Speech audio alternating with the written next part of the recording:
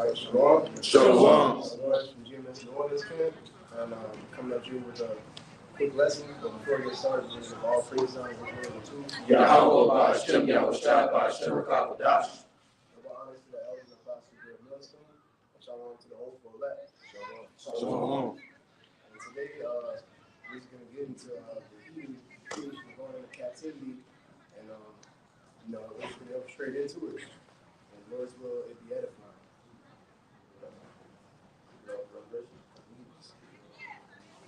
This is the book of Revelation, chapter 13, verse 10. All right, it says, "He that leadeth into captivity shall go into captivity. He that killeth with the sword must be killed with the sword. Here is the patience and the faith of the saints." He is going Esau eating. Esau, he's led us into captivity, and so those same curses are going to fall right back upon him. And the other nations as well.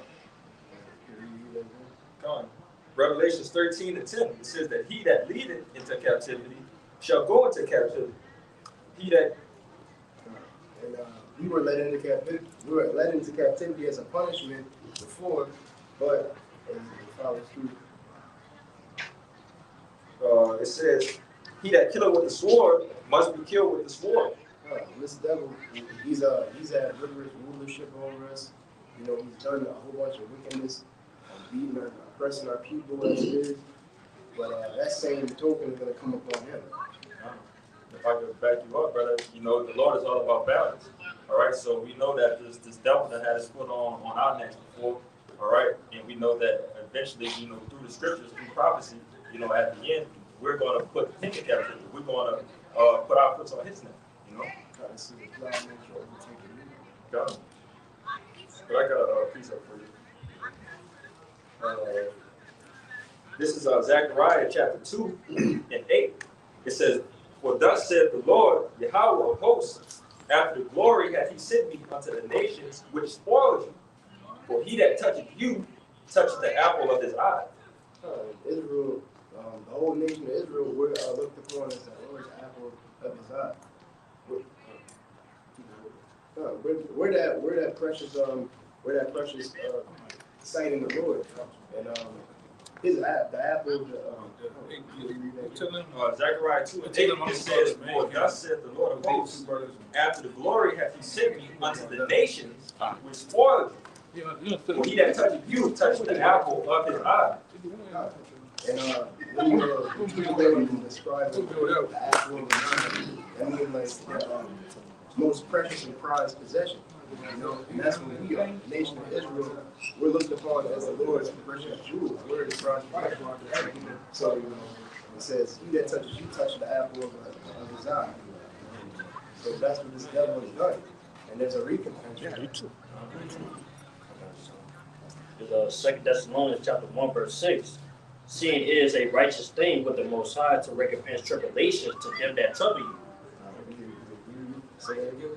It says 2 Thessalonians chapter 1, verse 6. "Seeing it is a righteous thing with the It's a wicked thing? No, it's a righteous thing. It's a righteous thing. With the Most High to recompense tribulation to them that trouble you." Come on, you pay these devils back. It's a righteous thing to want to put these nations in captivity. They're going to put Esau, Edom into slavery. It's a righteous thing with the Lord. Yeah, also they show you too, contrary to popular belief, slavery not only is it in the scriptures, but it's righteous, man. That scripture say you reap what you sow. And just like they had us in captivity, and so they're gonna have to go do the same thing. I got a precept for you. It's Deuteronomy 30 and 7. It reads, "The Lord thy power will put all these curses upon thine enemies, and on them that hate thee, which persecute thee." That's backing it up in Deuteronomy 28 to 15 to the 68th verse. On now, all those curses are gonna be put upon our enemies. And it says all of them, all the curses are gonna be put upon these other nations. The Edomites, so-called Japanese, all you other nations going down that's not a part of the nation of Israel. Y'all gonna have to go through these curses. This is the back to brother. This is the book of Psalms, chapter 75 and 7. It says, "But Yahweh Shem Yahushai is the judge. He put it down one and set it up another. For in the hand of the Lord there is a cup, and the wine is red. It is full of mixture, and he poured out of the same, but the dregs thereof. All the wicked of the earth shall bring them out and drink." And that dregs that's going into like the bottom, like the backwash of the wine. So he's gonna have to drink through like the whole force. He's gonna drink that whole blunt how do you say it? Blunt tasting. Yeah.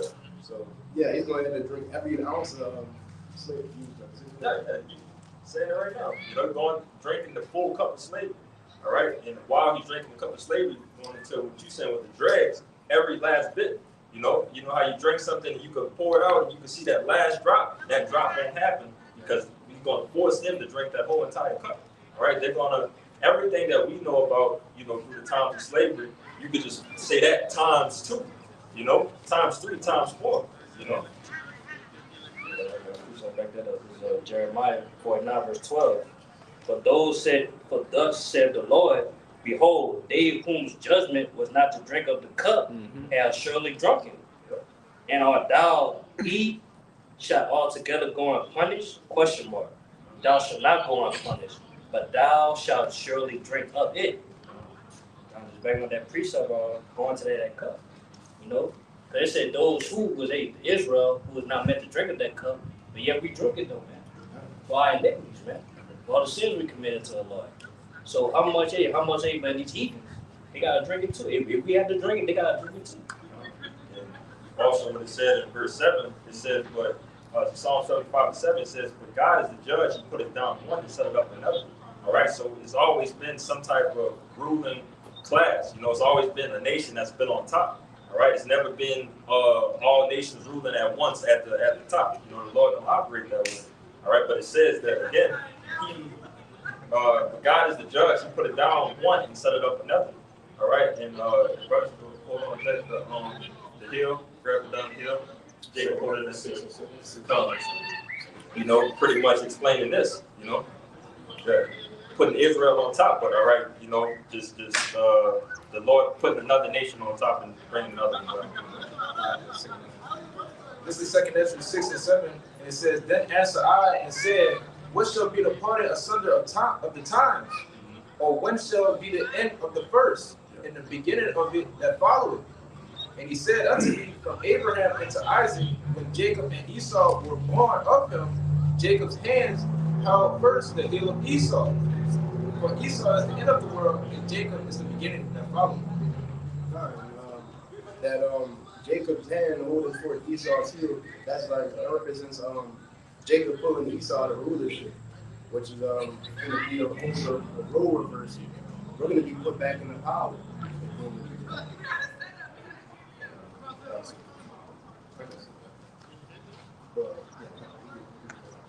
This is the book of Jeremiah, 3 verse 16, and it reads, "Therefore all they that devour thee shall be devoured, and all thine adversaries, every one of them shall go into captivity, and they that spoil thee shall be spoiled, and all that prey upon thee will I give for prey." Y'all speaking on here, because chiefly Esau, Edom, and all these other heathen nations, they go into rough bondage. So they're going into slavery, because what's happened to us in the past? Slavery, affliction, oppression. Our people, so-called Negroes, Jews, Native Americans, we've been through hell and back. You know what I'm saying? But it's time in the kingdom of heaven, man. All you heathen nations, chiefly Israel, they going into slavery, rough bondage, continuous work. What was done to us will be done to them 144 times worse. I want to say something real quick too, because brothers keep bringing out precepts that's going into all. Of course we understand Esau chiefly, but all these nations have had a part, in our doing, in our captivity. You see, whether it was now, okay, in the past, and these different other what you call them, empires, right? They've all had their turn to have us as a possession. So it's only right that we get them. There's Obadiah 1 verse 15. For the day of the Lord is near upon all the heathen. As thou hast done, it shall be done to thee. Thy reward shall return upon thy own head. For as ye have drunken upon my holy mountain, so shall all the heathen drink continually. Yet they shall drink, they shall swallow down, and they shall be as though they had not been. So yeah, the key word said all the heathen. So not only Esau, they all these heathen, man. It's not Israel. You know, let's go ahead and drink up that cup. What's that slave? I got a precept to back you up. It's Revelation 2, starting at 26, 27. And he that overcometh and keepeth my works unto the end, to him will I give power over the nation. That's what it asks me, plural. Verse 27. And shall rule them with a rod of iron, as a vessel of a potter, shall they be broken to shivers, even as I received of my Father. And they're going into how it's going to be a very strenuous, very harsh captivity that they're going to serve. You got to Get that word power. Strong. He also tell you too, hey man, you'll be a part of that, man. If we'll be like, man, if we continue doing the works, man, we're gonna take part in that, man. You know? Well, Yeah, let them get that word power. But backing you up, Kabah, Romans the 8th chapter tell you that we gonna be what? Joint heirs. I believe that's 8 and 16. All right. When you read it in Psalms the 2nd chapter, I think around the 10th verse, it tell you that Yahweh talking to Yahushua that he was gonna give the heathen to him as a possession. So if we're gonna be joint heirs with Yahushua, therefore that means we're gonna have slaves as well, man. yeah. What does it mean to be an heir, man? To inherit. Man. That's right. No possessions. And man, everyone inheriting, man, is the heathen, man. That's right, bro. This is the word power in the blue letter. Strong's G 1846, 49 sloppy. Exousia. Strong's definition, privilege, in the sense of ability, privilege, i.e., subjectively force, captivity, complacency, freedom, or objectively mastery, concretely, magistrate, superhuman, prostate, token of control, to delegate, influence, authority, judicial. Read the outline. I think you skipped the outline of biblical use. I ain't know that one. Yeah, that's the point. Outline of biblical use, power of choice, liberty of doing as one pleases. Right, in which people say, oh, we have free will, oh, we can do what we want. But you don't have the power of choice. You don't have the power of liberty here in America. All right? What we're telling you is that when we get in power, we're going to have the power to do as we will, all right, with our slaves, all right? Something that a king do, he has what? Servants. That's right. Right? He has, what's the word? Man, it's going to take my tongue. Like when they pay taxes and tributaries. Tributes. Yeah. You know, a king has tributaries, man. All right? They're going to pay laws of the land, right? They're going to do everything that we tell them to do. Why? Because it's going to be in our power. You know? Go ahead, man. And just to back you up too, slaves is also part of the riches. Yeah. All right. So if you a man of status, if you got some type of money, yeah, you have the jewels, yeah, you have the gold, yeah, you have the cattle, but you also have slaves.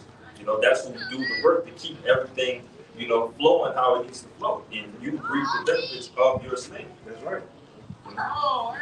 That you and that brother right there. What is a kingdom without slaves? Right. We have to have slaves in the kingdom. Who will do the work? Who will do the building in the fields for you? You know what I'm saying? It's not too far off. People think we just be saying, but these things in the scriptures, slavery is in the scriptures. I'm not going to back you up even further, but again, the Lord is all about order. All right. So if it's order, I mean it's a hierarchy to things. All right. We know it's a hierarchy of Yahweh, Yahushua, us, and the women. All right, but then they have less than us. It goes even further. All right, so to keep everything in order, to keep everything running smoothly, you have to have that set. I can see one thing too, bro. It's a lot of enemy. They got more than a lot of points too. But when you think about that word kingdom, it goes into the king's domain. In the king's domain, the domain of the king, that's his house. Anything in your house is your possession. Alright, so all the people, alright, everything is for you. So in the kingdom, you have to have servants. That's God. Bring up some more now. I got a precept, backing up. What y'all want. All right. Get in. Leave or permission, physical or mental power, Get in. the ability or strength with which one is endured, which he either possesses or exercises. The power of authority, influence, and of right privilege. The power of rule or government. The power of him whose will and command must be submitted to by others or obeyed and obeyed. Like, let me keep going. You got it. The power of a ruler, power of rule or government.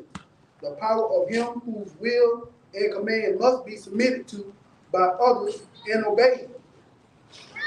That's all dominion. That's all dominion that the Israelite man is going to possess here.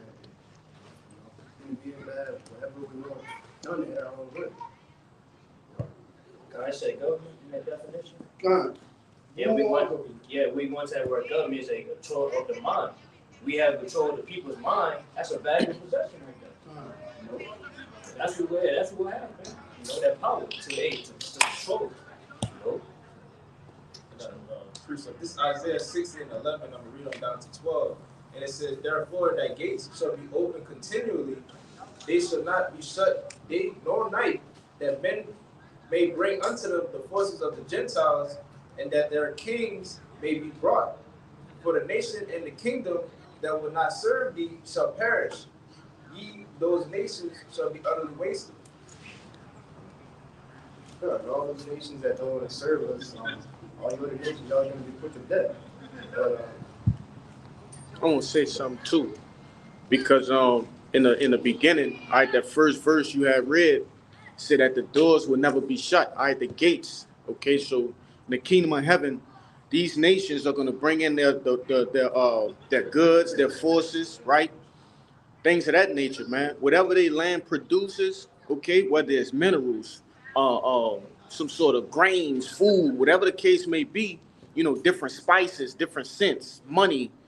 That's gonna be brought into the nation of Israel, man. You want to say something? Yeah, come. And that also shows you, as Brother Pashab said, they're going to be tributaries on this. Come. But also go into that word power, because we're going to have authority over them, so they're going to have to bring us there. It's not going to be an option.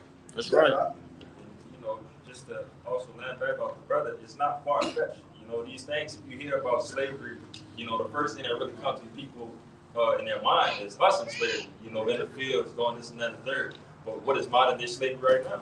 The jobs that we work. Corporate slavery. So they got something called logistics. They got trucks that's moving constantly throughout the country that's delivering goods and bringing this and that and bringing it to this corporation, and they're going to build it and they're going to sell it just to keep everything flowing, you know, in society. All right, and that's pretty much how the kingdom is going to work. We're going to have constant movement of things happening for money to be made. And you know, in like manner, we pay taxes, man. Right. Taxes is just another word for tribute or tributary. You see, we all are paying to be here. Right. All right, that's a portion of slavery. If you have to pay taxes, you are a slave, despite whatever you say, man. That's why you see these different guys in different you know, places where they can, you know, get away with tax evasion and, you know, file bankruptcy and things of that nature, because they're not under the same rules as us, man. You know. You want to say I something? got a precept to back you up. This is Luke 3 and 8.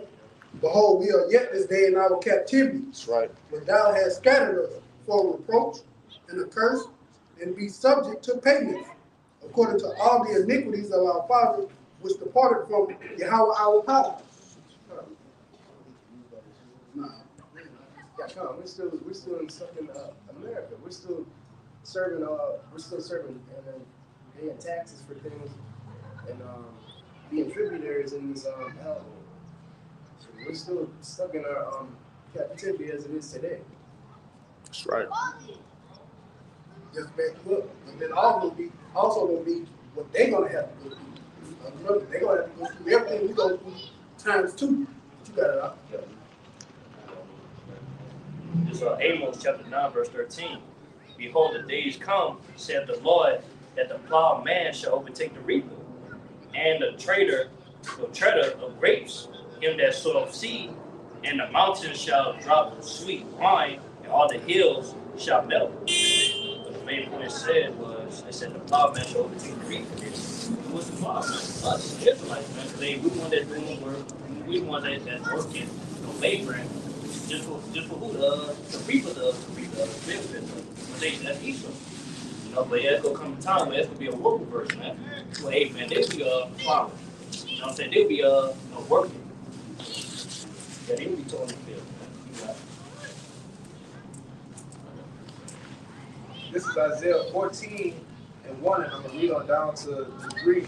And it says, "For Yahweh will have mercy on Jacob, and will yet choose Israel and set them in their own land.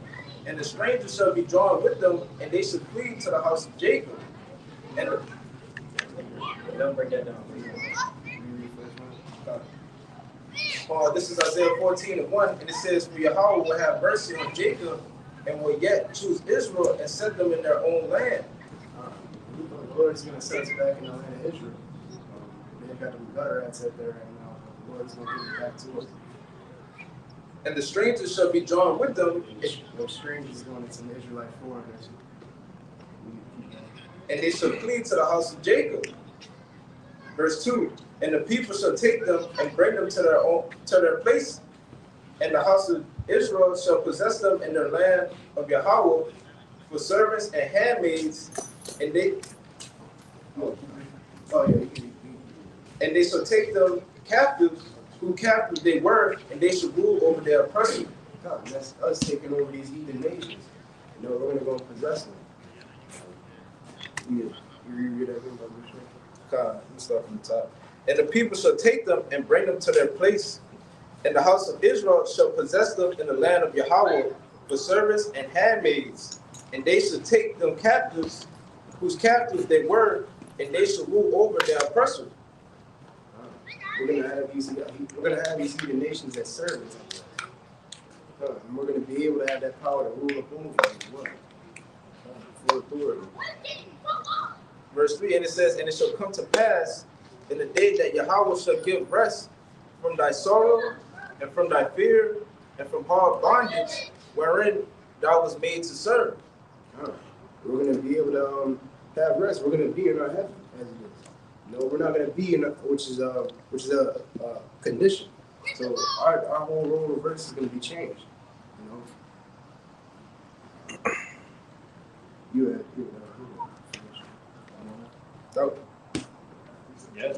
Yes, That's pretty much it. All right, this 1 Samuel 2, starting at verse 7. Yahweh make it poor and make it rich. He bring it low and lift it up.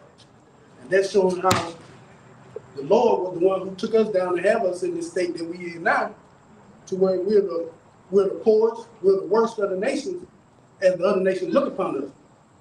Verse 8, he rises up the poor out of the dust and lifted up the beggar from the dunghill, to set them among princes and make them inherit the throne of glory.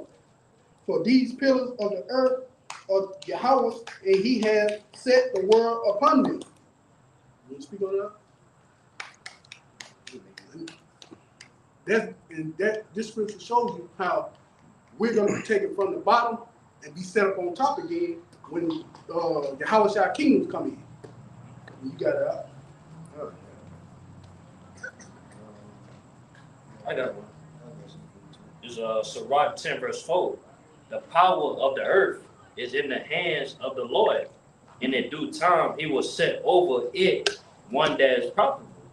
But say that's back to that precept, brother. Like, hey, the Lord is in control who will obtain the power, man, who will obtain rulership. You know, which they may give Esau rulership, man, to rule over us. But yeah, it's gonna come a point in time, you know, in due time, he said he gonna set the Israelites, man, who is that prophet? And how we of that prophet, man, because they the laws, that's commandments, man. We're not even plus, man. The laws were given to us, man, how to rule the earth.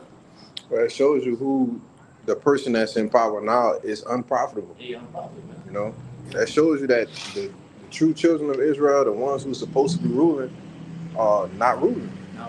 You know, that's why he said in due time, in due season, he's going to set over the ones that the earth was made for, the ones that's going to make it profitable. You know. That's to back that brother shop because we being ruled based off unwise king. And as you can see right now, the state of the earth is destroyed.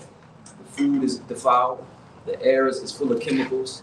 You know, the whole earth is out of course right now. And when you go to Job chapter 9, verse 24, it says the earth is given to the hand of the wicked. The wicked is in power right now, man. You can obviously see it. Yeah, I would say too. That's another reason why that this devil he got to be put down. But not only man, he touched the apple of his eye, was in us. We also man, he messing over the earth. You know, the Lord's possession game, man. The earth is the Lord's possession, man. He messing over it, man. And I want to say another reason why, you know, he needs to be taken out the way because he's constantly destroying it. You know, the more he would have been set up as ruler, the more it would have just been diminished to the point where you wouldn't have nothing. You know, he's not really doing nothing right. The people of the earth, you know, the land and everybody, we all mourning because, you know, of this person that's in rulership. But, you know, it's going to come to the time when he's going to shift it around to where the righteous is going to be standing in the light, you know, to take care of it, to make it flourish, to bring back, you know, that beginning state of the world. It's to be refreshed. But, Hey, you still got the Isaiah 14? I can get it. Yeah. You got it? Yeah, go ahead. Isaiah 24:4, it says, the earth mourned and faded away. The world languisheth and faded away. The hardy people of the earth do languish. The earth also is defiled under the inhabitants thereof, because they have transgressed the laws, changed the ordinance, broke the everlasting covenant. This devil has done. You know, all because of how he has established the law, statutes, and commandments. He doesn't rule by that. You know, the whole earth is out of whack. It's all destroyed and defiled as it is. You know, and everybody is suffering from it, from this devil's work and what he's done. I got something too. This is the back you brought us up, Joe. In this book of Proverbs, chapter 29, verse 2, and it reads, when the righteous are in authority, the people rejoice. But when the wicked bear rule, the people mourn. And that's clearly, you gonna break it down? Yeah. Yeah, that's plain, yeah. When the righteous in authority, you know, when Israelites are in rulership, Get in the the people are going to rejoice. The whole earth is going to flourish. And then it says, when the wicked bear rule, the people mourn. And who's in the rulership right now is Esau Edom. And the whole earth is in a state of mourning as it is. You know, the animals are suffering.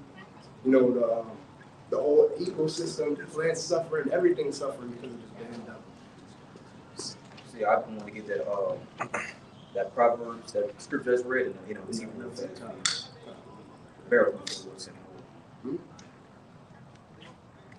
God, so this is Proverbs 29:2 in the NLT. It reads, when the godly are in authority, the people rejoice. But when the wicked are in power, they groan. You want to say something? I mean, that's straight. It is straight to the point, though. Saying everybody's groaning, everybody's mourning. To the people, the life forms, even the creatures are mourning. You know what I'm saying?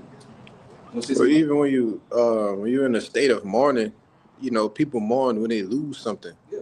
You lose a relative, a family member. That's when people mourn. But people are just mourning just because of who's in the rulership. To show you, there ain't nobody here, you know, especially in Babylon, just sitting here enjoying the Babylon the Great. You know, people are overworked, underpaid, all right, and they just looking for a way to get the hell out of here. You know, that's why you got people that's just leaving America. People are saying, "Oh, I moved from America last year.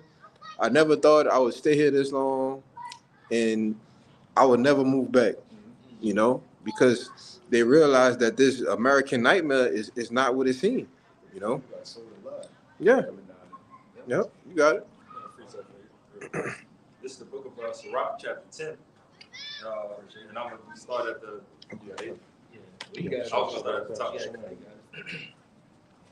It says, a wise judge will instruct his people, and the government of a prudent man is well ordered. As the judge of the people is himself, so are his officers, and what manner of man the ruler of the city is. Such are all they that dwell therein. An unwise king destroyed his people, but through the prudence of them which are in authority, the city shall be inhabited. All right. The power of the earth is in the hand of the Lord, and in due time he will set over it one that is profitable.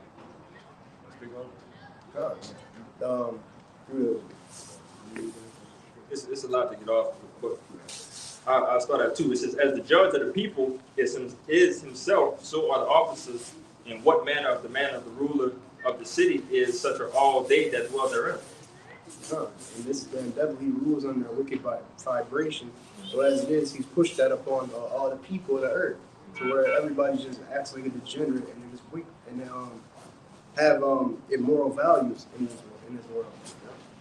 And it's just a chain reaction of things. So if you have a wicked ruler that's giving out wicked decrees and everything is not moving correctly in society, all right, that makes the people go mad. So when the people go mad, they start to cause havoc towards each other. So that's when you start to have the race riots. That's when you start having this type of disagreement and argument and this shooting and so on and so forth. It's just going to be an everlasting chain reaction of destruction based off of the ruler that's operating the things. But And that's why they called him, one of his titles is the son of perdition, or the son of destruction.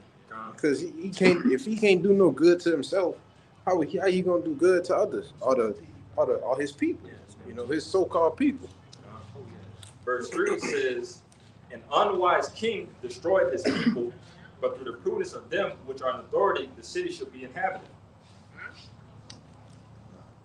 Yeah, this damn devil, he's destroying a lot of people as it is. Even as far as going into other nations' land and destroying and wreaking havoc through his military and things of that nature. But this damn devil, he's really just been a thorn up in the earth. One more, I'm gonna jump down to verse 8. Oh, just to back you up, he also did that with his policy. By pushing his policies throughout the earth and making everybody bend to his will, he also destroyed many countries that way.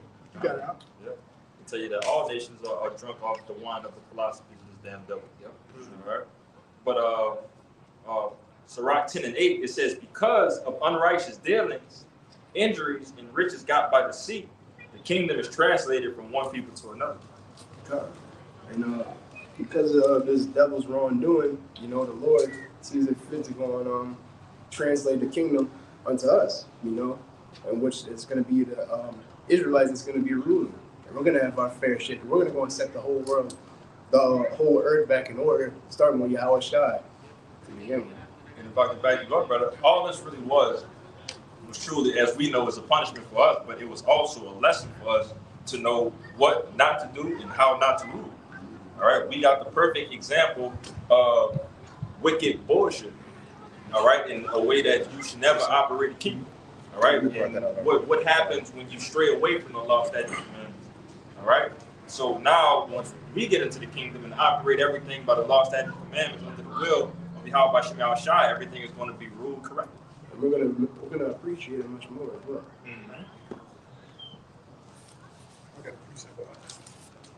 This is Proverbs 16:12. It is an abomination to kings to commit wickedness, for the throne is established by righteousness. And they're going into how it's an abomination. Esau, even rulership, is an abomination to the eyes of the Lord, because there is no righteousness here. But you got it out. Yeah, what righteousness can come from this damn devil as it is? Just straight bullshit. I got a precept. This is Micah 2, and verse 2, and I'm going to go down to 3, but I want to read it in until I finish. And it says, and they cover fields and take them by violence, and houses and take them away, so they oppress a man and his house, even a man and his heritage. Thus said Yahweh, behold, against this family do I devise an evil. Hey, read that from the top. You gotta break it down as you're reading. Let him break it down as you're reading. Okay. This is Micah 2 and 2, and it says, and they cover the field and take them by violence, and houses and take them away, so they oppress a man and his house, even a man and his heritage. And you know, this is something that, you know, it's the same trait that Esau always does. You know what I'm saying? From the time of the old to now, you know, he always cover the man field. You know, he always take whatever it is. You know, because he doesn't have, you know, that he doesn't have like that soul to do so. You know, he always just want to take what another man has, but he can't get it on his own. And it says, so they oppress a man. If I could add to you real quick, because you know that's what you go into the whole thing with the economic hitman, right? It's like 3 stages, I believe, to how the the U.S. actually goes in and wage war on these different nations, right? Like with the whole thing with Soleimani, you know. At first they send in, basically the C to the I to the A, to try to infiltrate, the palace or whatever, and get somebody in there to influence. All right, set up of what is called set up not a puppet, but what's the damn word? Spy? Yeah, basically like a spy. Get somebody that's in the government and try to flip them and make them an asset. That's what it is. Make them an asset. If brothers haven't watched this show, it's a show called Homeland. Came out this a while back. It came out, and that's basically what the whole show is about. How they in all of these different countries getting people to flip on their governments, and they become an asset to the C, to the I, to the A, in order to give them information on what's going on in there. And when if they can't get any assets, that's when they send. What's the second phase of it? Is them sending in the jackals, what you call jackals, right? Which are assassins, to try to get that person out of the way, right? And so, like that happened with Soleimani. They sent in jackals, assassins, got him out of there, But if that don't work, then they find a reason to do what? To go to war with you, man. And that's what the United States have done to all of these different countries. Y'all got it. It's crazy you say that. I was just watching a clip. I don't know if it was on YouTube or Instagram or so, but they was going into when he was over there in Pakistan or wherever Bin Laden was. Mm-hmm. A lot of people over there don't believe that he's dead. Mm-hmm. They think that something he was probably paid off to go somewhere, but a lot of their people, still friendly with a lot of Americans and stuff because they believe that whatever they think is not the case. Mm-hmm. Yep. Back you up, got one important thing that Esau Edom love to do. They love to lie. Yeah. They'll run a whole smear campaign before they use their military power to make it seem like, okay, we did it for a reason. Like they doing with Argentina right now. Their president saying this man is a drug trafficker. So that's the reason for them to go in there and want to take him out of power. Yeah, here it is. You just killing innocent fucking people. You saying, oh, these are drug traders on these boats. And these goddamn innocent people, man. They had a couple weeks ago, Trump been the one responsible, right, who authorized all of these bombings. So now you have a guy now that's supposed to be a fall guy because they found out they killed some innocent civilians on boats, man. Go ahead, y'all brothers, make points. Quick point, boom. We already know what the Venezuela thing about, the OIL. Yeah. About nothing else what Esau was talking about. And real quick, can't forget it, to establish a CB, right? A central bank, man. And that's the whole issue with Iran. Why is always, they got a weapon of mass destruction. Yeah, always. No, they trying to go in there and establish a CB, a central bank. Because that's one of the only countries, I don't know if it's Venezuela too, but that's one of the only countries they don't have a central bank. Yeah. Yeah, you good. Mm-hmm. My last point to make is we are not ignorant of this devil devices. We already know what this man trying to do. Yeah. His plan, his plots, his legal scheme, like when you go to 2 Corinthians 2:11, we already know this man trying to do that. Go ahead. I want to say that, the reason why we're not, ignorant. We're not ignorant to his devices because he did it so much that he became repetitive. Mm-hmm. We know how he gonna do it, when he gonna do it, and how he gonna fulfill it. Because he did it so much, it became a pattern. Yep. But that also comes with the spirit. That's what the Lord has given us, the wisdom, knowledge, and understanding to see these things, to see this play. Because once upon a time, this shit was invisible. Yes. All of these things that was happening right in front of us, us being a part of some of these things, helping, this shit to go even further. Mm-hmm. But the Lord opened up our ourselves to show you, okay, this is the wicked, this is the devil, You know, he can't do nothing right. Everything that he does, it's a fucking lie. You know, and he has his own agenda to destroy. Right. You know. Yeah. I want to, finish this off and that Micah. Oh, real quick before you finish that, because it said what? It said that. Read 2 again, Baba Gashar. And they cover the fields and take them by violence. They take them by violence, man. We just told you how they take them by violence. They're gonna go ahead and create some false narratives if all that don't work, and say, oh, and they'll actually do harm to their own country. You see, in the name of 9/11, all right, or 9/11, you know, because go ahead. I was gonna say that's the same thing that they did, over here in America. You know what I'm saying? They came over here and took our land, but they made it seem like, oh, we're gonna give you this and that. But the whole time they really killed them. I forgot what it's called.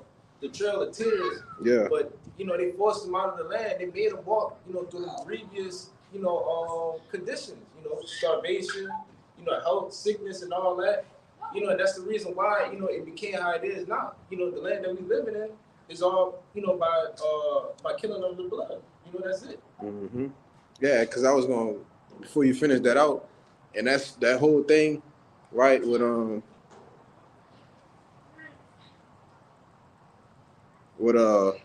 your boy, that just threw me off. I just heard something, I was like, what the fuck? But that thing with your boy, Bin Laden, man. It's a known fact that he was a what? He was an asset. Yeah. But you go ahead. And I want to read it in the NLT. This is Micah 2:3, and it says, but this is what the Lord says, I will reward your evil with evil. You won't be able to pull your neck out of the noose. You will no longer walk around prowling, for it will be a terrible time. And this is the Lord's stamp what he's saying. It's not no man saying this. This is what the Lord said. He's saying that, your evil will be reported upon evil. You know what I'm saying? To show that what you've done in the past and what you're doing now, all that's going to come to pass when it's going to be back on you. And you can't do nothing about it. Yeah, that's why I said in that Psalms 50 and 21. Thou thought that I was all together, one as thyself. But y'all got it. But this is Psalms 58, and I start at 2 pointers and 3. You got it, brother.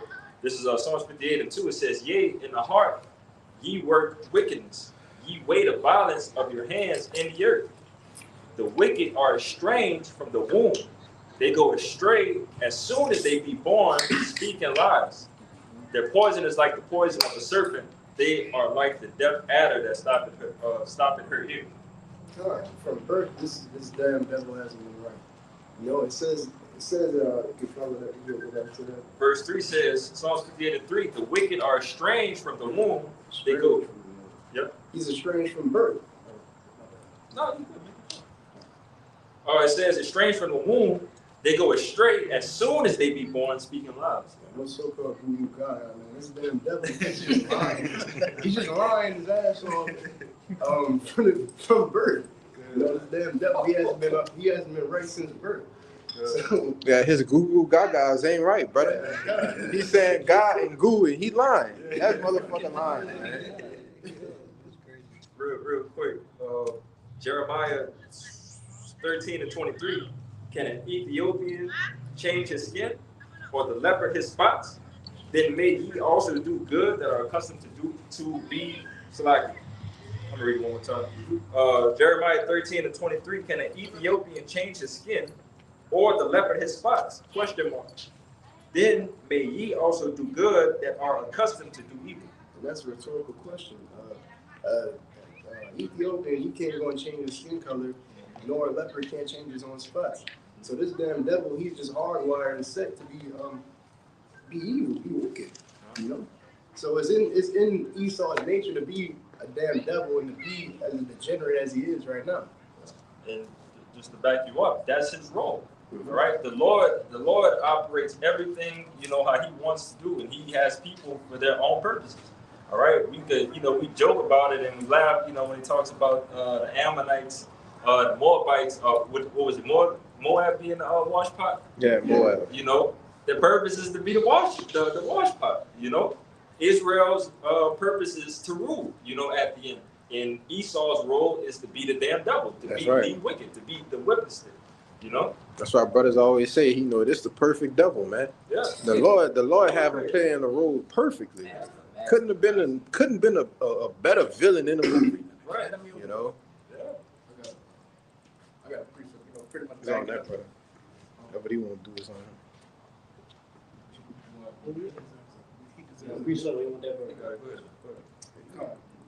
I got a precept, you know, pretty much going into, you know, how he, you know, take the lands and stuff like that. This is Sirach 12, verse 16, and it says, "The enemy speaks sweetly with his lips, but in his heart, imagine how to throw thee into a pit. He will weep with his eyes, but if he find opportunity, he will not be satisfied with blood." You read that. This is Sirach 12 and 16, and it says, "An enemy speaks sweetly with his lips, but in his heart he imagine how to throw thee into a pit. He will weep with his eyes, but if he find opportunity, he will not be satisfied with blood." This damn devil, he'll go and talk to you smoothly, and he'll think that he's trying to help you for your betterment, but at the end of the day, he's already been planned about 1,000 ways on how to go and overthrow you and to mess you over. And it says, if adversity come upon thee, thou shalt find him there first. And though he pretend to help thee, ye shall be undermine thee. He shall undermine thee. Yeah, so like whenever you're in trouble or any sort of calamity comes upon you, this damn devil will come in there trying to help you out, but at the end of the day, he's really not there to help you. He the one that caused the problem. Man. Exactly. You know, if I could also back you up, you know, on that aspect right there that we just brought out a couple of precepts of this devil just can't do good.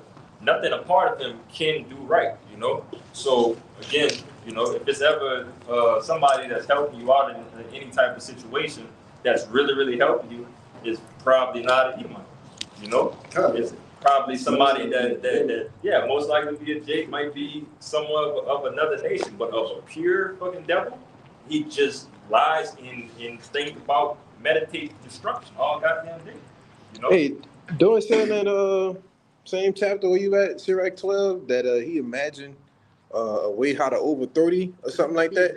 He read it? Oh, okay, Yeah, okay. So like, You want me to read it again? where you started at? 16.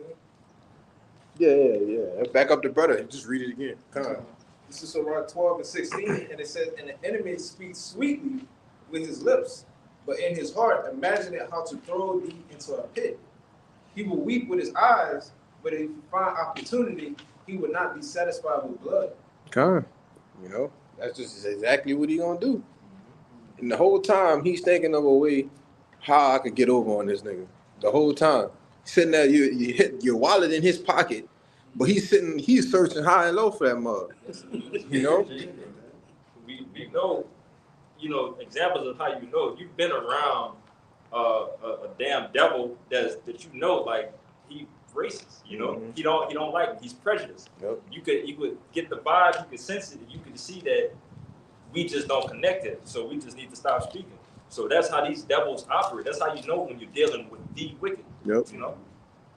But I got 5 precepts to back your brothers up. We got this the book of Psalms, chapter 55, verse 21. "The words of his mouth were smoother than butter, but woes in his heart. His words were softer than oil, yet were they drawn swords." So this was the devil do. He come to you with his lies and deception, you know, suit and tie, shaved face. Hey man, you know someone we can fix up for you, man. The whole time back in mind, man, he won't kill your ass, man. Kill you and take over whatever you got, bro. This is the mindset of this wicked man. You gotta get taken out of power, bro. You gotta. This I got a precept. It's Sirach 14 and verse 7. If he do it good, he do it unwillingly, and at the last he will declare his wickedness. And that shows you how Esau Edom, even if he try to help you, he's not really helping you. right. Let's take what happened a few years ago, the big thing that stopped the world. Came out with a thing that folk to help you with it, but guess what happened? Now a bunch of people dying and don't nobody know why. They know why. You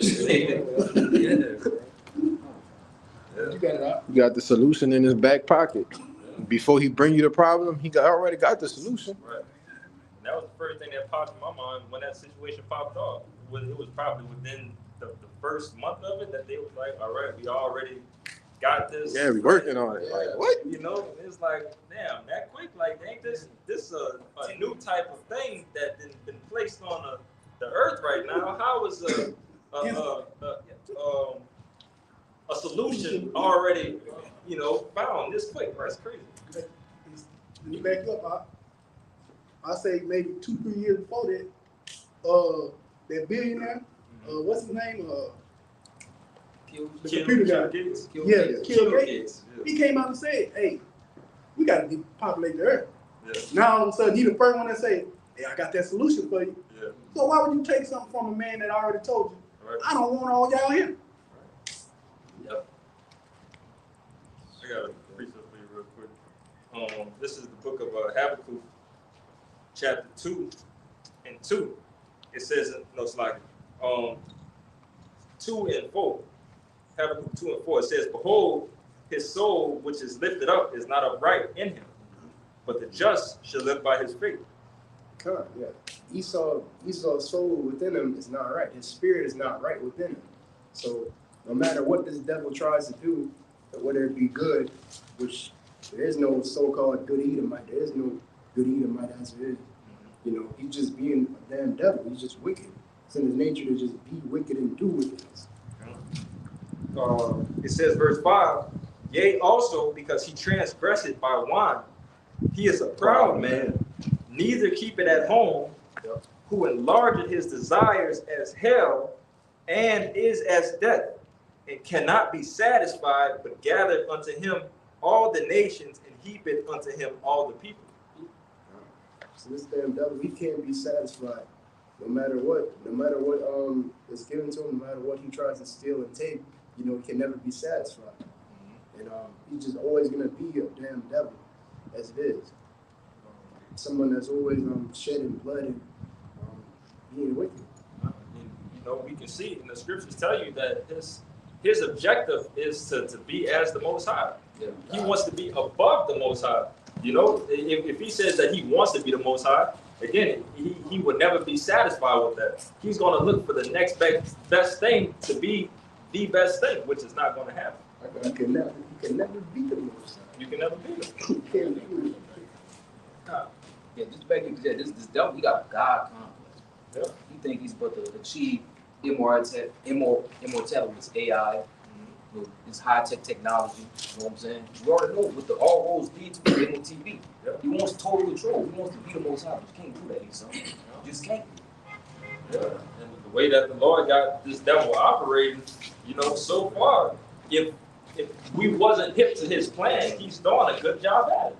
He's good, setting up all the things that need to, happen to force everybody into this direction.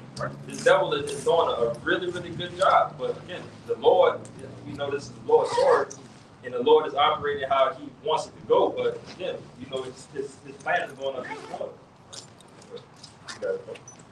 This is Isaiah 14, I'm going to start at 12. And it says, "How art thou fallen from heaven, O Lucifer, son of the morning? How art thou cut to the ground, which didst weaken the nation?" And it says, "For thou hast said in thy heart, I will ascend into heaven, I will exalt my throne above the stars of the Most High. I will sit also upon the mount of the congregation. I will sit upon the mount of the congregation in the side of the north. I will ascend above the heights of the clouds. I will be like the Most High." Pretty much showing that, he's trying to be like him,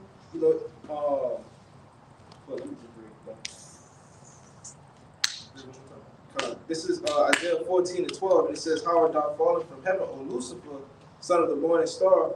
How art thou cut to the ground, which didst weaken the nation?" And when you go into the word Lucifer, it goes into a light bearer. And who you see today, who at the top of the echelon, Esau, the bankers and all these other families and stuff like that.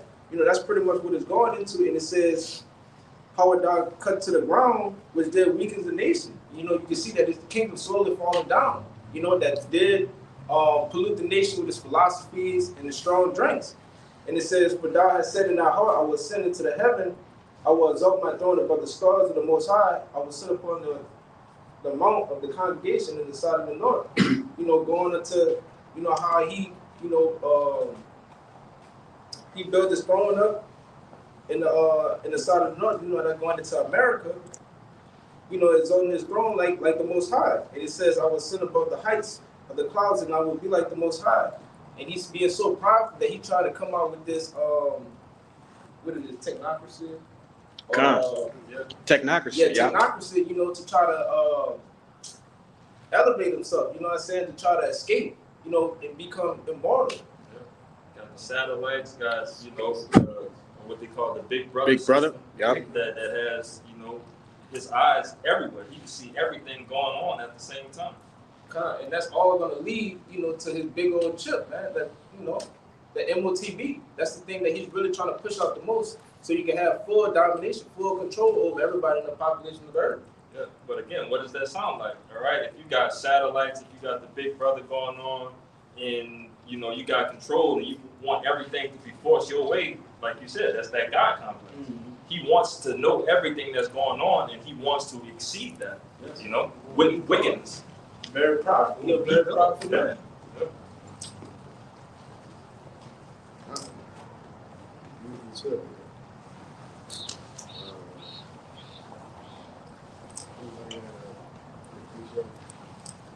Somebody brought out Psalms, the 21st chapter.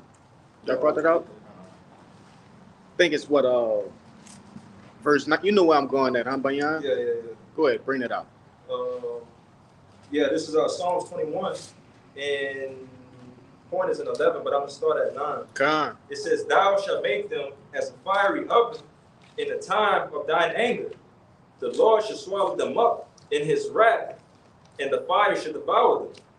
Their fruit shall thou destroy from the earth, and their seed from among the children of men." Real quick, I just want to address that, all right? Because who's the only one that have that judgment coming to them? It's Esau Edom, man.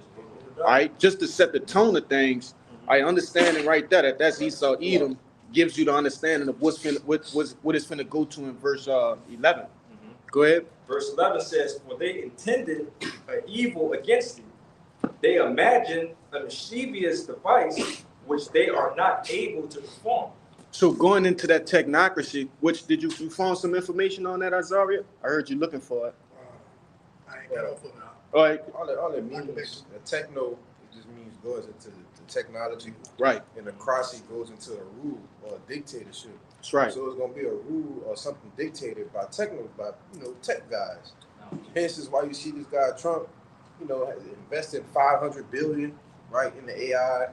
He's sitting in the office with all of these CEOs of Apple, Google, you know, Microsoft, and all of these different things. Right. They're showing you, blatantly showing you in your face what they're getting ready to do, man. You know? You got things like these 15-minute cities. Yeah. All right. Obviously the MOTB. Okay. You have what the elder just showed us something last night with those robots, the new robots. Okay. Things of that nature. AI. Right. You got something? I got a word for you. Real quick, but that's why you had this guy Elon Musk floating that word. We will have to, at some point, we will have to supplement people, right, for the loss of jobs, right?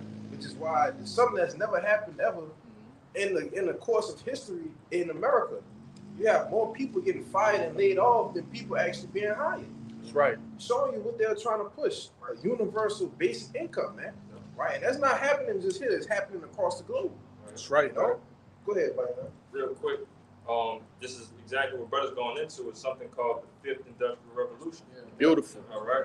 So just the AI overview, real quick, of the Fifth Industrial Revolution is going to explain the point of what the brother just brought out, and also a little bit more information. It says the Fifth Industrial Revolution is a shift from automation, Industry 4, to a human-centric approach focusing on human-machine collaboration, sustainability, and resilience using AI, LOT, and big data to augment human creativity, not just replace it. Right, and something that you should look up that goes directly into that is Agenda 2030, man. Con. Right? When you look into that, it tells you, it gives you a breakdown, right? A breakdown, basis by basis, to show this is what we're trying to do. China is the model for the future society we want to create. Sweden, people already getting C-hip, man. You know, people already getting into their houses, getting into their cars, right? Using the C-hip, all right? Y'all, whatever y'all. Hey, like for the job I work, like we gotta go. A lot of times we gotta go into these different Edomite neighborhoods and whatnot, right? And they have like the gates outside the neighborhood, right? So recently I just seen on one side they had a side where you gotta show your ID, to the person, whoever had the gate, whatever like that. And on the other side was a side where you could just go straight through if you have like the RFID. But it's going to switch with saying becoming way more common. Everybody did. Yeah, and I wanted to say, the reason why they do it like that is to slowly implement it into society to make it more convenient. Yeah, gradually. That's what it's going to massage it in. It says at the towards the end of this paragraph of the AI overview of the Fifth Industrial Revolution, it says speaking of the Fifth Industrial Revolution, prioritizing ethical integration and circular economy for societal well-being. It's about making technology work with people for personalized, eco-friendly, and efficient production, moving beyond pure efficiency to purpose. I want to say something because it used the word ethical, all right? By using that word, it kind of make it as if that's the smartest thing to do, you see? Which this brother, he went into it, okay, comfort, all right? Comfort is going to compromise, all right, the people, you see? They've dumbed the people down, in which, by what? Comfort. So now that they're easing their way through a process called gradualism, right? And ultimately, they're gonna come with that mischievous device. Right. Back in that Psalms 21. Yep. They got the definitions that go through every kind of keyword, collaboration, sustainability, resilience. One of those words in here is ethical integration. Mm-hmm. It says ethical integration is addressing algorithmic bias, responsible AI development, and a just transition for the workforce. Which is, like you said, is smoothly bringing everything into play. That this was the solution to everything that we needed for society to run okay, which we ultimately know that's basically you submitting into Esau Edom, telling him that he is your God now. Yeah. Now, to back you up perfectly, it's called the Stargate Project, and it basically, I gotta read it real quick, but it's basically number the artificial intelligence, OpenAI, and it's really Watch the word. This is Stargate. Let's put it like that. Stargate Pro, incorporated in Delaware as Stargate, is an American multinational artificial intelligence joint. I'm gonna skip a couple words, but it says the venture plans on investing up to US $500 billion in AI infrastructure in the United States by 2029. So we already know what that's leading to, man. This man is a devil. We're all roads lead to, the implantable device. He wants to merge man with machine, transhumanism. He wants you niggas to be a phone, a computer, track, tag, all of that, man. You gonna say something? Yeah, the Internet of Bodies. Yep. You see, he's trying to integrate your body with the internet. Yep. Okay, and I want to say this too because a lot of dates are being thrown out in these different plans and programs. You see, 2029, 2030, right? Hey, this devil know he don't have time. He have a short time. Okay, and that's the reason he gonna come down with great wrath because I'm saying Jake, but majority of these people are not gonna go with it if he just come out and say, hey, I need you to take this. All right, so the society can work better. All right, he gonna come down with great wrath. He gonna make you get in line. That's why the brother said, like he did with the whole practice plan. Right in 2020. That's right. He just, this is a little test run to see how much resistance I'm gonna get, who's gonna be for it, who's gonna be totally against it. Analytics, right. man. Like the brothers always said, it's double about numbers, man. He wants to he wants to know the numbers. His heart deep. You know, for him to be more wiser than Daniel, he got to know, man. You know? And that's why, ultimately, like the brothers are saying, with gradualism, you know, he's breaking down the society into the points to where people are gonna start losing it. That's And right. like we were speaking about earlier, he creates the problem, but the solution is already in his back pocket. You see, and it's gonna get worse. Like we tell you, man, it's gonna get worse and worse and worse out here. And what you know is America, right? It's gonna get so bad out here to where when this devil present this C-hip, people gonna run and go get it, man. That's right, brother. No, they gonna like full on sprint and go get the C-hip, man. There's gonna be a check cash in place, man. Yeah, Kind of. like the brothers have dreams about that shit, you know. They said like the brother, I believe it was oh man, I can't think of which brother it was. He had a dream, and he said the line was so long for people to get the C-hip that it looked like they was giving away something, man. Like, Yeah. check cash in the check, man. Yeah, like they was giving away money, and that's what this devil is about. Y'all got it. We saw the precursor. I'm gonna let you get your Go ahead, say it. No, go ahead. You said you saw. Yes, the precursor, like the brother saying 2020, all right, with those different lines to get the pokey, okay?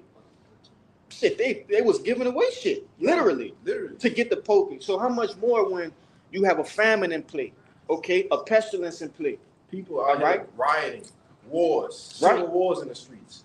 and they give you the only option, so-called, to go back to a sense of normalcy, all right? But Hey, real quick, so like, y'all brothers ever saw that movie, Brick Mansions, with your boy Paul Walker? Well, they had Kinda, let me put this society. on there. It was totally two separate societies, and to enter into one society, you had to have like a tag, right? An electronic tag, and to be in the other society, those were the people who didn't have it, to show you that they were going to cut you off from being a part of society. You know? Go ahead, you guys go. That sounds similar to that movie with Justin Timberlake. I forget the name of it. Out of Time? Out of Time. Yeah. Yeah, he had to have different time to get into more time to get into better communities, cities, and shit like that. But backing up the brother Goliath, this is the book of Revelations 12. You got it, bro. Therefore, 12 and 12, it says, "Therefore rejoice, ye heavens, and ye that dwell in them. Woe to the inhabitants of the earth and of the sea. For the devil is come down unto you, having great wrath, because he knoweth that he had but a short time." His damn devil Esau, his MOTV plan is gonna be he has to go and rush through it, Chris. He's gonna be rushing because the time is gonna be short. You know, the Lord it says that the days are short for the elect's sake. So this damn devil, he knows that he's at his end. So it's like, fuck it, I'm just after one. He's gonna get sloppy whenever he puts out this MOTV, and whenever he tries to perform his enterprise. If I could back you up real quick, you know, brothers is going into, we had the test run going around with the big pokey. All right, you've seen the resistance that happened. This devil's seen the resistance of how all of these things happen, how the people operated. But you know, this time, you know, with the main goal that he's going around, which is the MOTB, he's going to clean up all of those mistakes that he made with the big pokey. All right, forcing. All right, so that's going to be more force. With the big pokey, it was just that. All right, you can't have fun. You can't go out into society and have fun if you don't have the big pokey. But for the MOTB, it's going to be you can't live. All right, yeah, you're not going to be able to eat. You're not going to be able to feed your children. You're not going to be able to sustain yourself in life if you do not take this MOTB. So that's him closing up and fixing up all the cracks off of the test run with the big pokey. But you got it, bro. real quick, let the brother bring this out. Go ahead. You got it too, bro. This is Job 14:5. Seeing as his days are determined, the number of his months are with thee. Thou hast appointed his bounds that he cannot pass. Yeah, this damn devil, he's reached his appointed bounds. You know, the Lord, he's gonna go and cut him short. Like whenever It says, when he's about to fill his belly, the Lord is gonna rain. Oh, yeah, we can bring it out if you. This is Job 20 and 22. In the fullness of his efficiency, he shall be in strength. Every hand of the wicked shall come upon him. God, yeah. In the fullness of his sufficiency, that when this devil he gets to his appointed fullness with his MOTB, he's gonna be in trouble. You finished reading Yeah, it? it's really Verse good. 20. Start at 20? Yeah, you start at 20. Come on. All right, this Job 20 and 20. Surely he shall not feel quietness in his belly. He shall not say of that which he desires. Verse 21. There shall none of his meat be left. Therefore shall no man look for his goods. Verse 22. In the fullness of his efficiency, he shall be in strength. Every hand of the wicked shall come upon him. Yeah, real quick, you know, that Straits is going into a position of difficulty. All right. You know, the Lord gonna allow him to get, you know, certain steps off into, you know, his plan, his plot, right? The NWO. Okay. But he's not gonna allow him to feel comfortable doing it. All right. He won't allow him to finish it. You see? Because ultimately finishing it goes into us going into it too, man. You know, the Lord not gonna allow that. Yeah, get it in Matthew. Please. Right, don't have it for the elect sake. Got it. This is Matthew 24. Stay in there. This is Matthew 24 and 24, and it says, "And except those days shall be shortened, there shall no flesh be saved. But for the elect's sake, those days shall be shortened." Right, because if those days are not shortened, then he's going to achieve his NWO. And we are the ones that he seek after. That's right. He want to inflict pain. He want to test us and see what it's going to take for you to get it. Oh, I just know he ain't going to get it. Just go off with his head. Come. You know? But you got it. Read that 22 again. Job 20 and 22. In the fullness of his sufficiency, he shall be in strength. Every hand of the wicked shall come upon him. Right, which this word wicked goes into the Hebrew word aimal, right? Which means the working class, the laborers, man. All right. They say every hand of the wicked is going to come upon him. He's talking about the laborers. Who are the laborers? Us.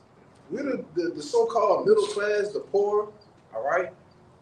These are going to be the people that puts him in that position of difficulty, man. To make things tough, to make things harder. Right? Along with Jace that's just going to run and go get it. You see? And it's not just so-called Negroes, Latinos, and Native Americans. It's these other nations too. Yeah. Right? You got these Proud Boys. These are middle-class people, man. These people not rich, right? And if you are rich, making a couple $100 grand a year, that ain't nothing. You still fall in the part of being a laborer, all right? And these are the people that's going to make this thing difficult for the devil to accomplish it. Why? Because they know what he's trying to do.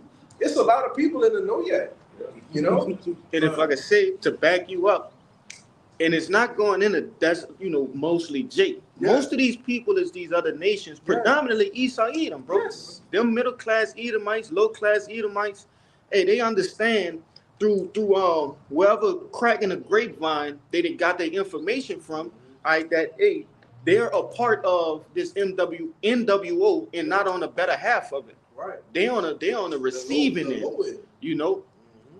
That's why you have all these guys like Canadian Prepper, Right. you know, all of these guys. Dabu Seven. Richie from Boston. Right. These people have millions of followers, man. You know? Go ahead. And unlike Jake, unlike Jake, okay, these people are actually looking into things. They're not just taking it for what it is. Yeah. They're looking into things, looking into these different acts and bills. They're following up on a whistle being blown. Okay, being furthermore convinced. You see, so like this brother was going into, that's they're gonna bring that they're gonna bring the straights, man. Yeah.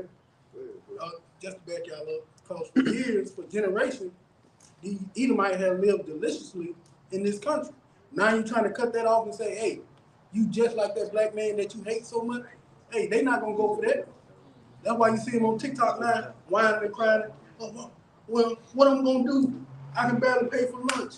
I barely got gas. I can't take care of my kids. Hey, Jake been doing that for generations. You got it up? Yeah, and you know, even though they crying and all that, they getting this set in mind like, now I'm ready to fight. They gonna fight against the government. Well, that's why I tell you in 2 Ezra 15, it shall be a sedition among men. Yep. You're gonna see people click up. This neighborhood gonna click up. These people back here in Lakeview, they gonna click up, man. You know? They already got it. They already got it set. They just waiting for the time to go. Yes. They want that to happen. They ready for that. You got Billy, John, and Tim that stay next door all to each other. They sit in the garage at night. They talk about this. That's shit, right, man.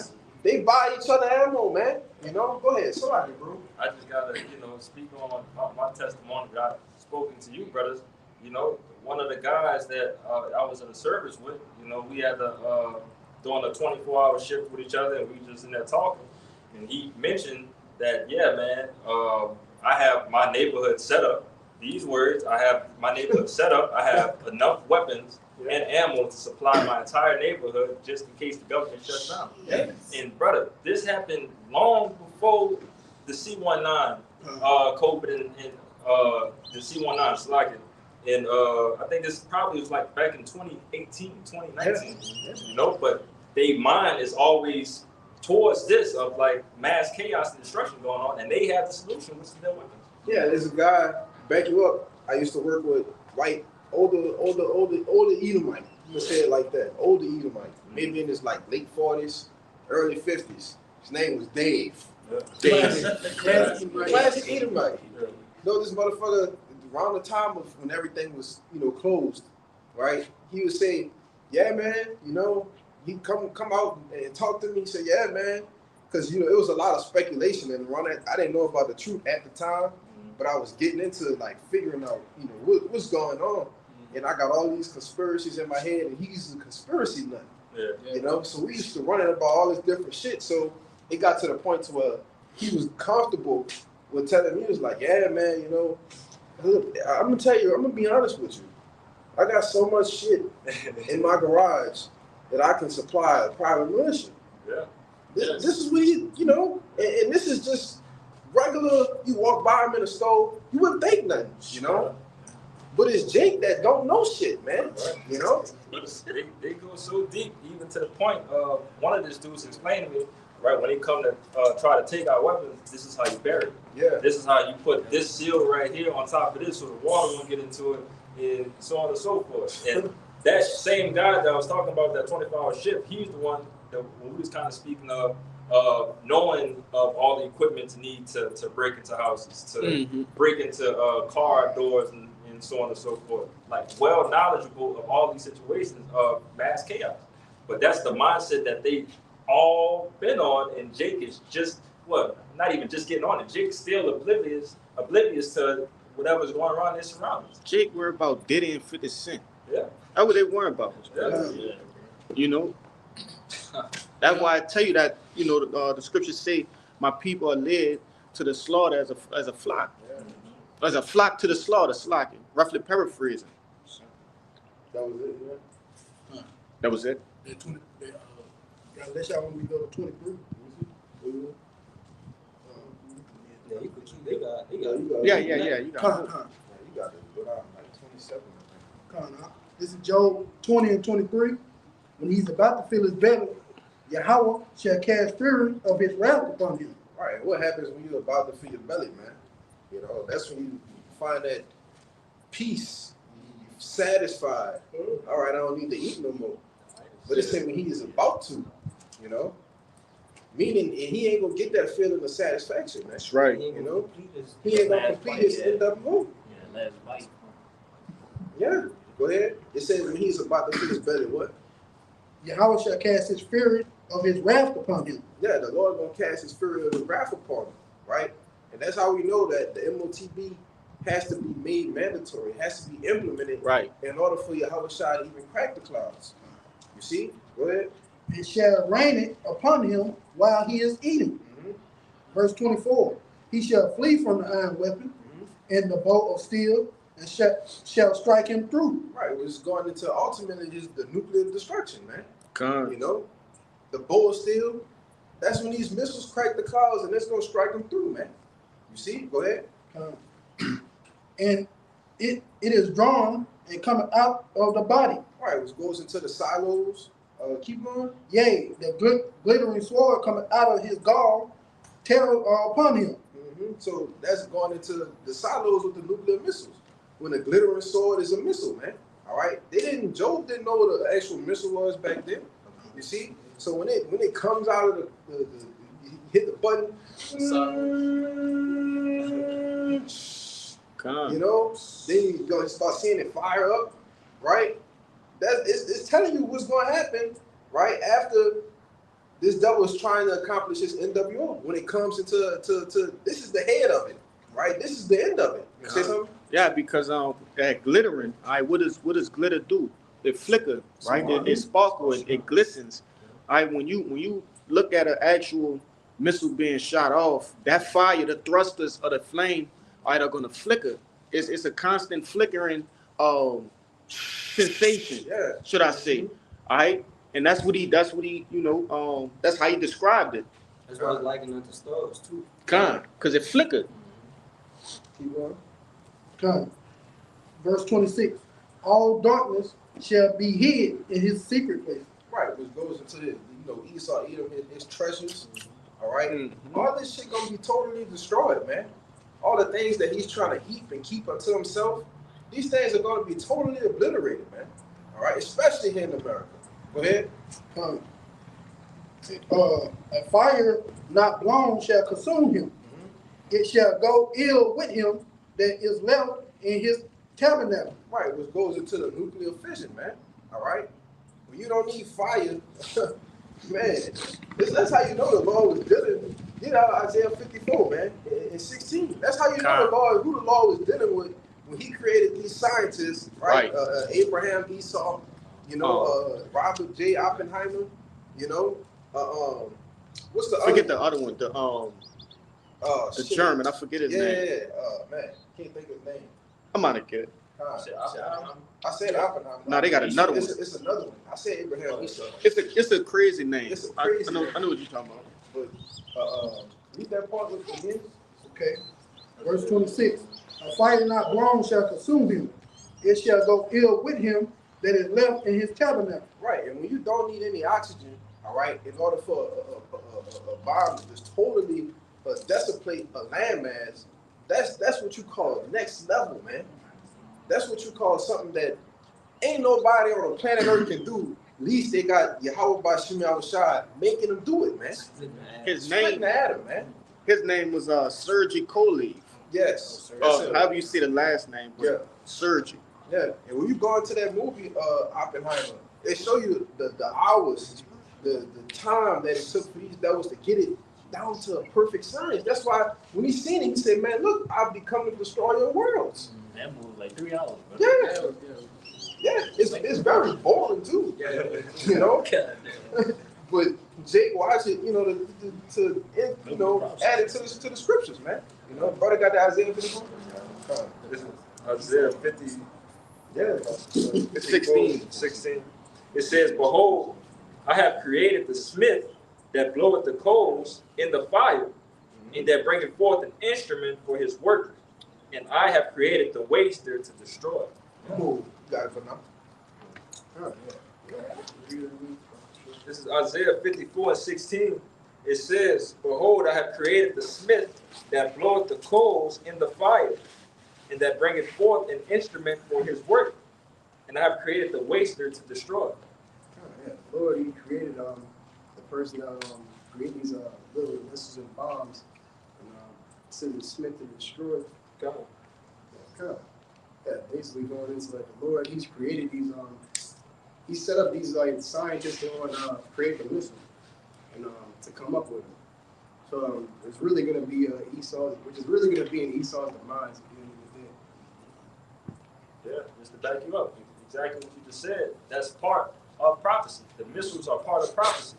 So these things have to be created. They have to be perfected. it had to be a more, you know, something. It was something that was very, very important to the scriptures, because that's going to be how America is going to be destroyed. That's how America is going to become that everlasting memorial with smoke coming from it. The brothers want to hold that. And Isaiah left a memorial. Hey, if I can see too, bro. That's why it says at the end of it, you know, the ways to destroy. Because when you think about these nations, all these nations with nuclear capabilities, all these nations have missiles that they can shoot from one end of the earth to the other. But that terminology of the missiles, right? They destroy. It literally could destroy the world, right? That's why nobody just wants to, for any simple war, inconvenience a nation has, they're not going to just shoot the missiles, because that's going to lead to their demise also, right? Everybody with the missiles, they just take each other out. That's why it's the waste of the world, man.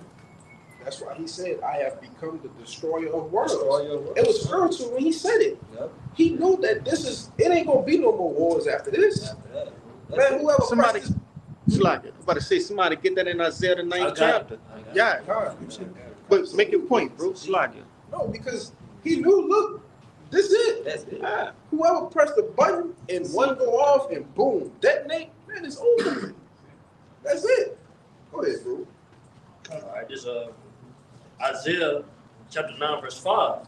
For every battle of the warrior is with confused noise, and garments woven in blood. But this shall be with burning and fields of fire. And there's Isaiah chapter 9, verse 5. For every battle of the warrior is with confused noise, and garments woven in blood. But this shall be burning and fields of fire. Ancient battles were done is with swords and instruments and shields, but within this battle, it's gonna be nuclear missiles. It's gonna be nuclear destruction. That's gonna be forward. I got something. You got that? You got that evil thought? This, I got a few things here. Revelations chapter 8. This is not the one I wanted, but I'm still looking for the other one. Revelations 18 and 7. It says, how much she hath glorified herself and lived deliciously, so much torment and sorrow give her. For she said in her heart, I sit a queen, and I am no widow, and shall see no sorrow. Yeah, America believes that it's not going to be touched at all. You know, as I said, it sits as a queen, man, the widow queen. It sits as a queen. You know, America feeling like it's not going to be touched and it's unstoppable. No war is going to come through. Continue. Verse 8 says, therefore, you know, and also the point of America never having any type of major battles. Wars are here in America, you know, from other countries. All right, but verse 8 says, therefore shall a place come in one day, death and mourning and famine, and she shall be utterly burned with fire.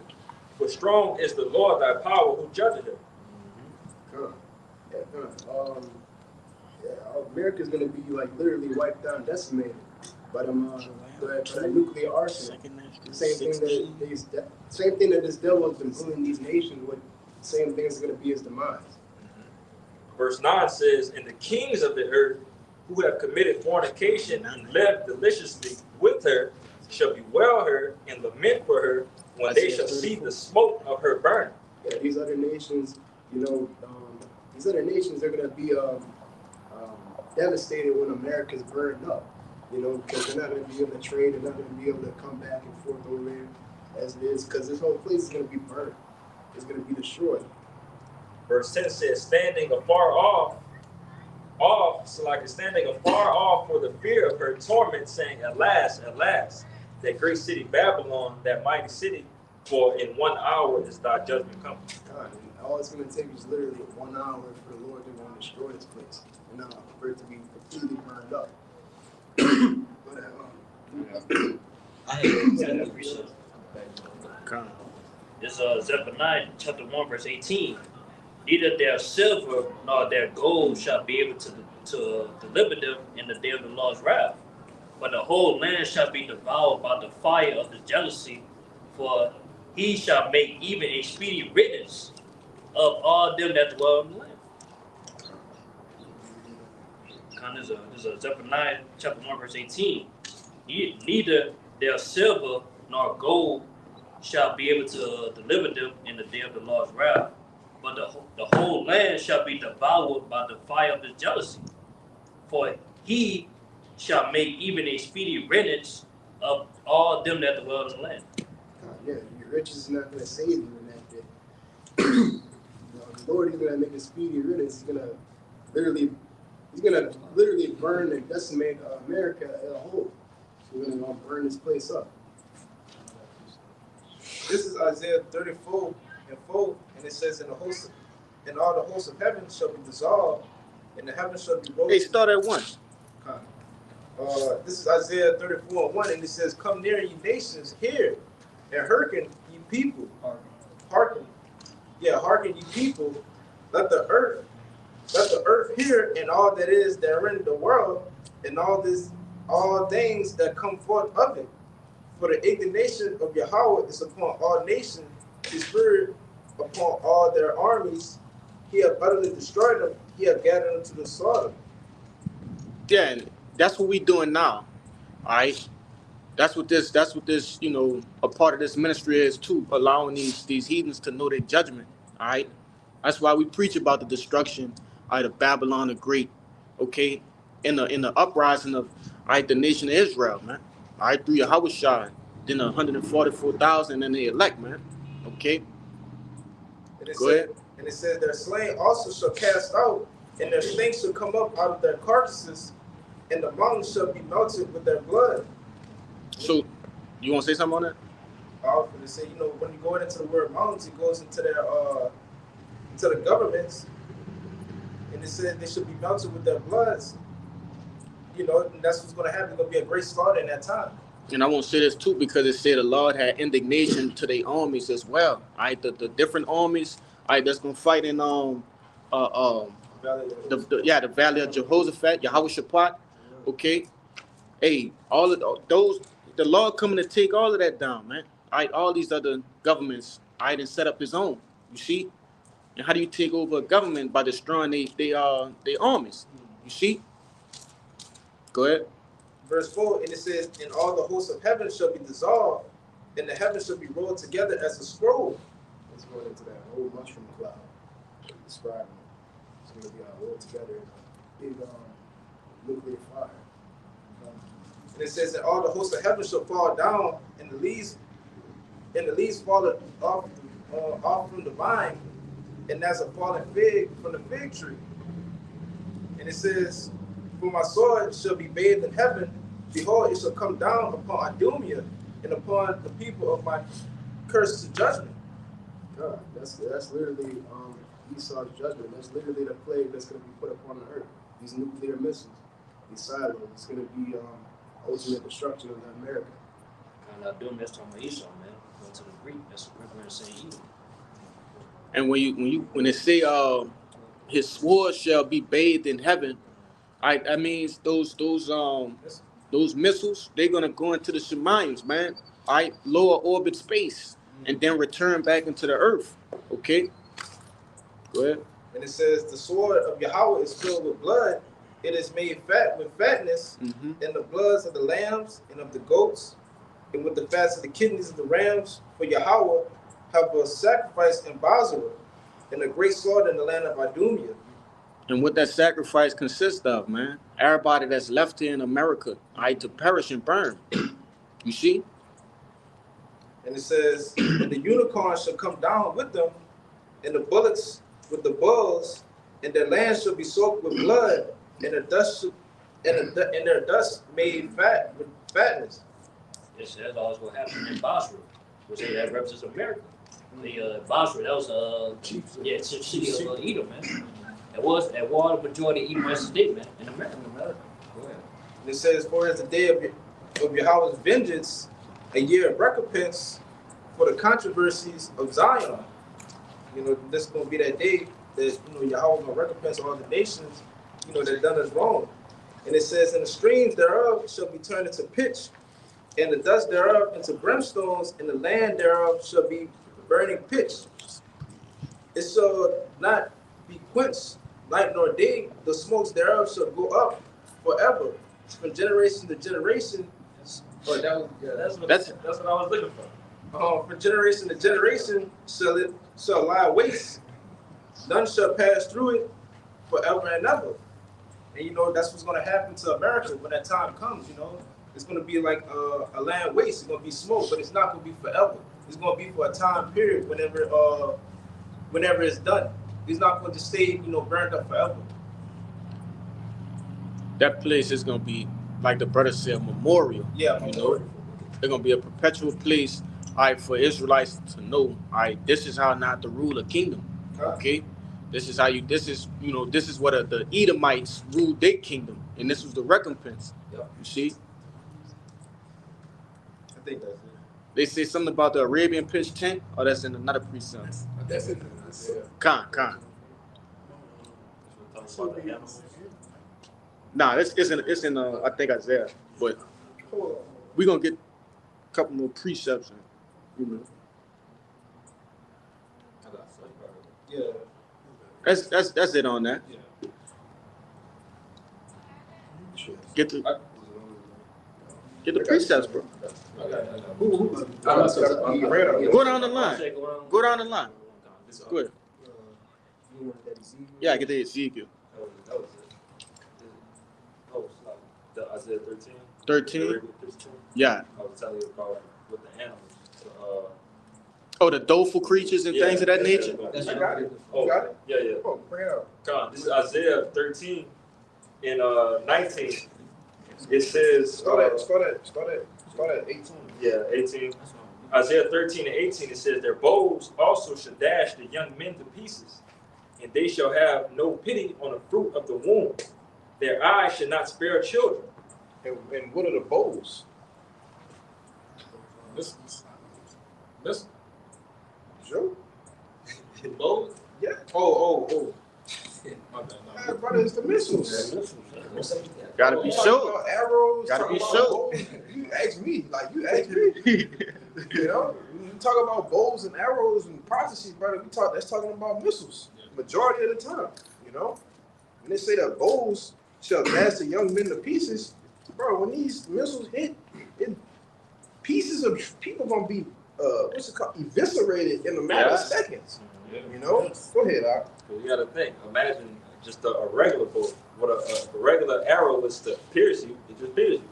You get pierced with multiple arrows, but getting into pieces, that's obviously not an arrow. What kind of bow gonna dash a man into pieces? Right. Gonna tear his limbs off? Right. Come on, man. Yeah. Uh, Fervent heat. Go ahead. Verse 19 says, in Babylon, the glory of kingdoms, the beauty of the Chaldees' excellency shall be as when Yahweh Bashin al-Shah overthrew Sodom and Gomorrah, which we know how that came down with fire and brimstone. All right? Verse 20, it says, it shall never be inhabited, neither shall it be dwelt in from generation to generation, neither shall the Arabian pitch tent there, neither shall the shepherds make their fold there. But wild beasts of the desert shall lie there, and their houses shall be full of doleful creatures, and owls shall dwell there, and satyrs shall dance there, and the wild beasts of the island shall cry in their desolate houses, and dragons in their pleasant palaces, and her time is near to come, and her days shall not be prolonged. So, along with America being now that memorial from generation to generation of what not to do, but the Lord is also going to feed these animals here on the flesh and all of these things that's going to be left over here in this place. You know? Yeah, so once you step foot in America again, once it's destroyed, it'll be a place for the beast. Yep. Yeah, and going into those doleful creatures and things of that nature, and also them Arabians, because this place gonna be reduced to basically rubble and sand and dirt, hey, you know them Arabians, they love sand and shit, hot places and, you know, shit like that. Not even them, they won't be able to dwell here, you know. You gotta think about it. If this place didn't hit with so many nukes, the nuclear fallout, you're not gonna be able to live. Con. That's why he said that. Ravens will even better pitch their teeth. It said the elements shall burn with fervent heat, meaning they're gonna get reduced back into their original state, man. You know, all of atomically reduced. You could see examples of that on that, you know, one of my favorite video games I played, but they got the show up to it, Fallout.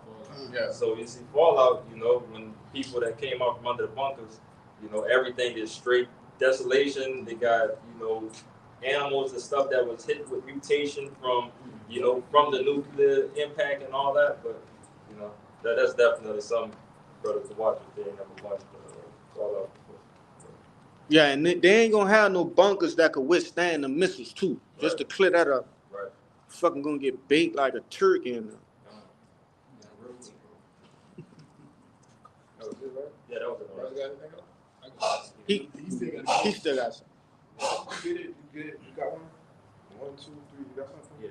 You can hit it off on. This is Ezekiel 38:10. It says, thus said the Lord Yahweh, it shall also come to pass that at the same time shall things come into thy mind, and thou shalt think an evil thought. Yeah, and I brought that out because one of you brothers had made a point that you know, once that button get hit, get pressed, you know, ultimately is coming with repercussions that's, you know, severe repercussions, man. So the Lord gonna make these different nations press that button, man. All right, Russia gonna press that button, man, and as soon as it happen, it's gonna go down. All different other buttons gonna start to get pressed. Even this place gonna get missiles off. What it's called? Mutually assured destruction, MAD, right? You know, that's something that the United States have in place. Okay, just in case they get a missile shot here, that they'll be able to take somebody out too. You know, but y'all got what you want to make a point? I want to say that whenever, you know, they shoot that missile, whenever it hits the atmosphere of the other countries, it's automatically going to send the other missiles because I think it's like a dead man switch. Yeah, something like that. But it's going to shoot it out to make sure that all of them get out. Kind of. Roughly paraphrasing the scripture of an arrow that can't be turned away. You talking about that? They shall be as a mighty expert, man. Yep. None shall Break return their vain. Yep. Second is No, that's it's in Joel. It's in Joel, the 2nd chapter. Finish that, Sir. Yeah, he finished that. Go ahead. Good. This is the book of Zechariah, chapter 14, verse 12. And it reads, and this shall be the plague where the Lord will smite all the people that have fought against Jerusalem. Their flesh shall consume away while they stand upon their feet, and their eyes shall consume away in their holes, and their tongue shall consume away in their mouth. You know, this paints like a bit. Kind of break it. Yeah, kind of.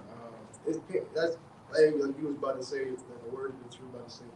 You know, it paints a vivid picture of what's coming, what's going to happen when these nuclear missiles fall upon people. It's going to literally burn away at your flesh, and the eyes are going to consume away in their whole bodies are going to melt, basically. A Saracana treatment. All right. If you remember when that blast went off, all right, the first things to go was hair, skin, the soft tissues, eyes, okay, clothing. Then what? The bones, you know, yeah, like the brother said, the skeletal system, and then ultimately tissue was burned away. But all of that happened while standing up. You know, it happened in an instant. Permanent shadow. Yeah. and another thing, if you watch it, the Lord kept her spirit even in that skeleton. Yeah. As you watch, her skeleton still was straight. Yeah. Con.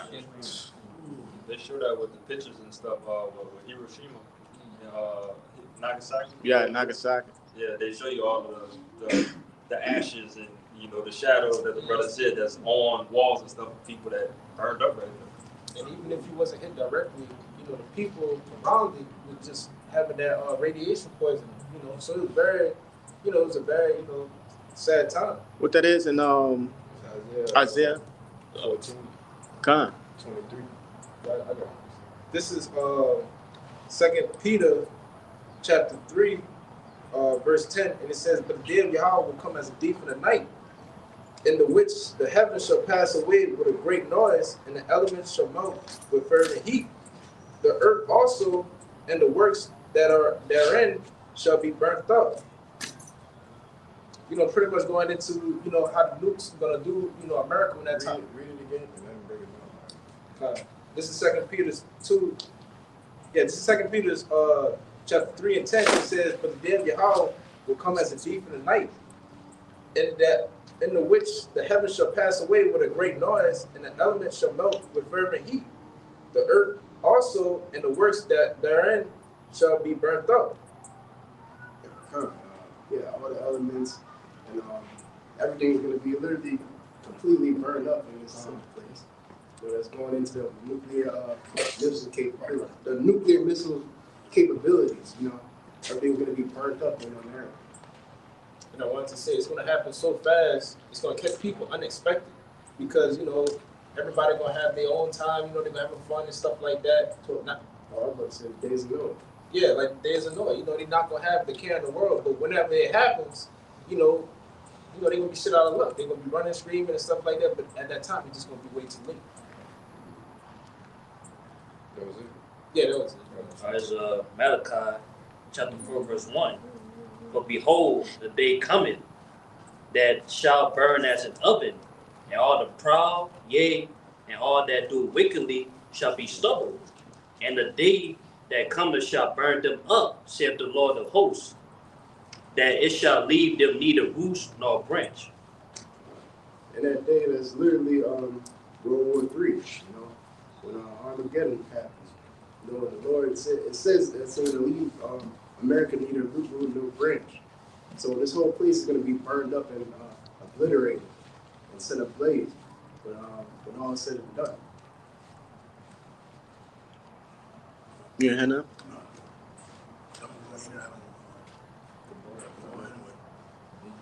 Okay. So with that, Lord's will, this camp was edifying, and before we get out of here, we're gonna give all praise and honor to the Lord and to Yahweh Ba'ashem Yahushua Ba'ashem Rakabadash. Shalom to the elders and apostles of Great Millstone, and shalom to the whole elect. Shalom. Ababa Ball. Ababa Ball. Ababa Ball. Ababa Ball. Ababa Ball. Ababa Ball. Kwame Yasharah. Kwame Yasharah. Shalom. Shalom.